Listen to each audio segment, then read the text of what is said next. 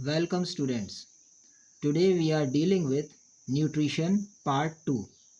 In the last class we studied about autotrophic nutrition, that is photosynthesis, and heterotrophic nutrition. Today we will study the next topics. In the last class we studied that photosynthesis requires chlorophyll. Here there is an activity which proves that chlorophyll is important for photosynthesis. The aim is to demonstrate that chlorophyll is important for photosynthesis. First, we take a potted plant with variegated leaves. Now, variegated leaves are those leaves which are not of uniform green color. They have patches of yellow color, or you might have seen red or pinkish color. Example, money plant or croton plant. So we will take a plant with variegated leaves and place it in a dark room for 3 days.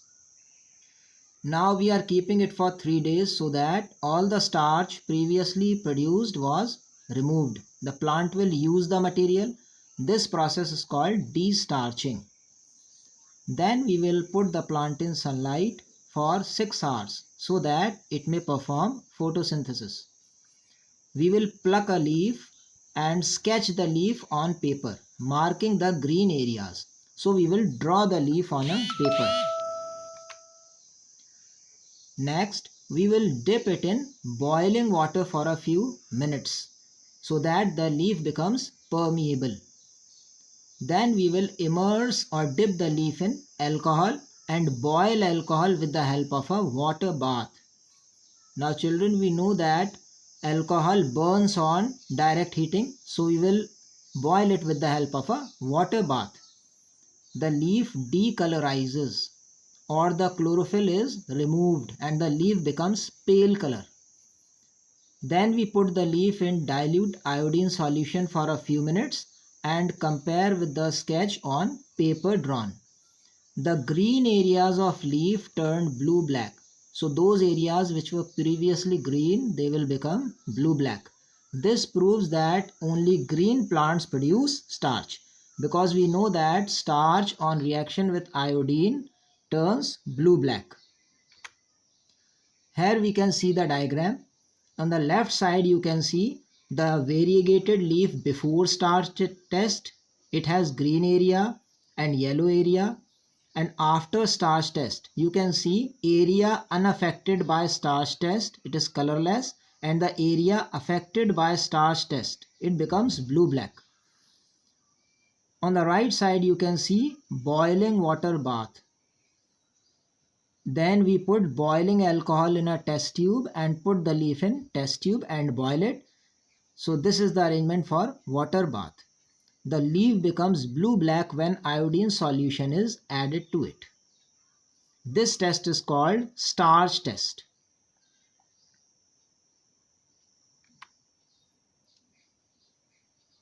The next factor which affects photosynthesis is carbon dioxide. So how can we demonstrate it? We will take two potted plants with same height and appearance, place them in a dark room for 3 days. Now we know that this process is called destarching. We place the plants on a glass plate. Each plant is placed on a glass plate. Then we put a watch glass with potassium hydroxide solution near one of the plant. We know that potassium hydroxide absorbs carbon dioxide.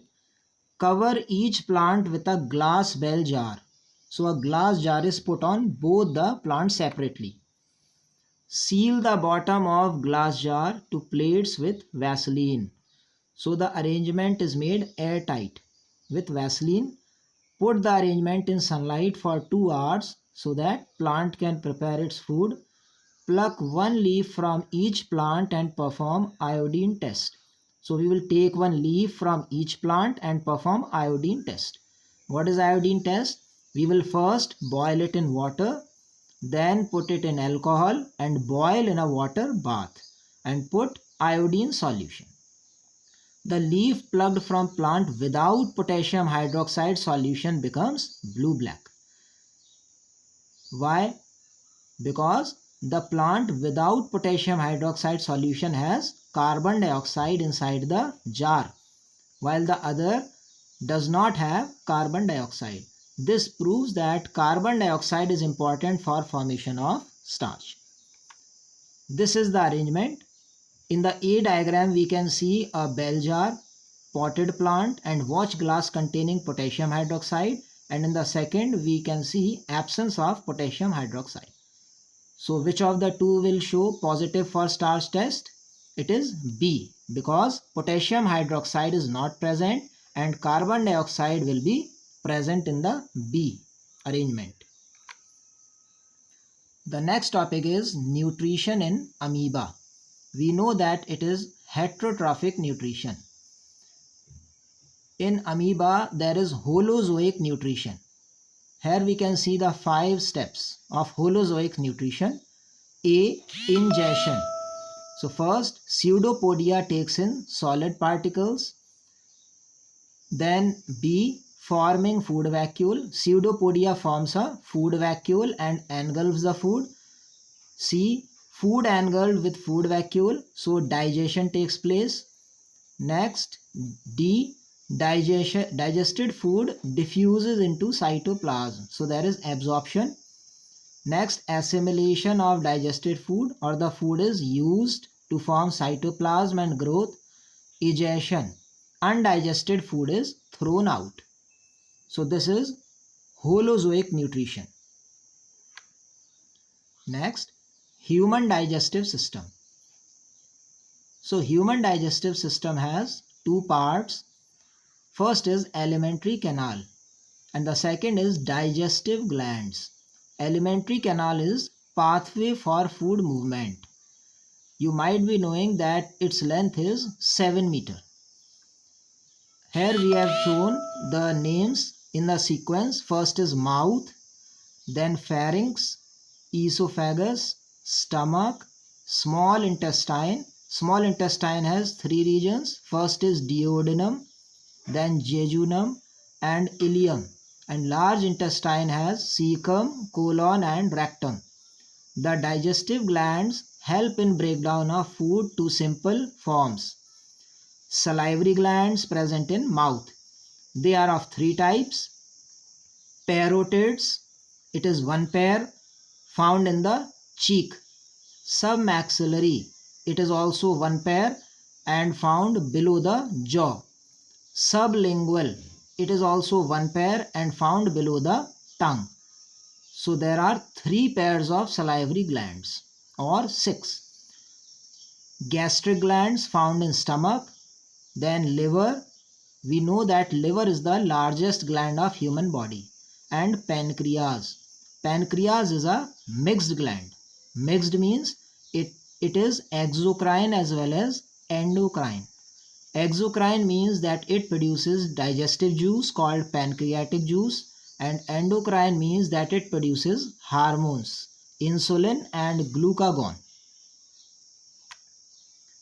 In the next diagram, we can see human digestive system.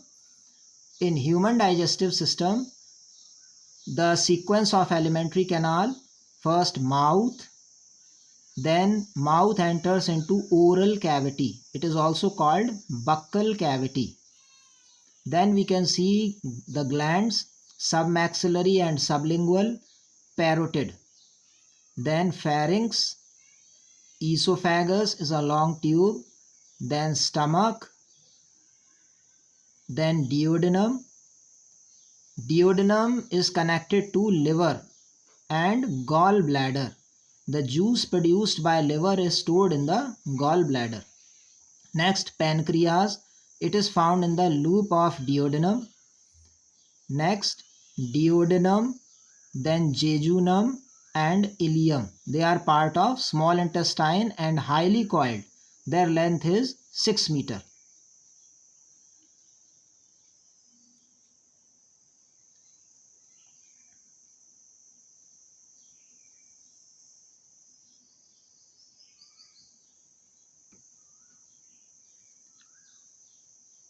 After that, there is cecum. It is the first part of large intestine. Then colon. Now colon has three parts: ascending because it is moving up, then transverse because it is sideways, and then it is going down, descending colon. So it is in the form of a curve. And last is the rectum. Rectum opens into the anus. So here we can see alimentary canal as well as digestive glands. So this is a complete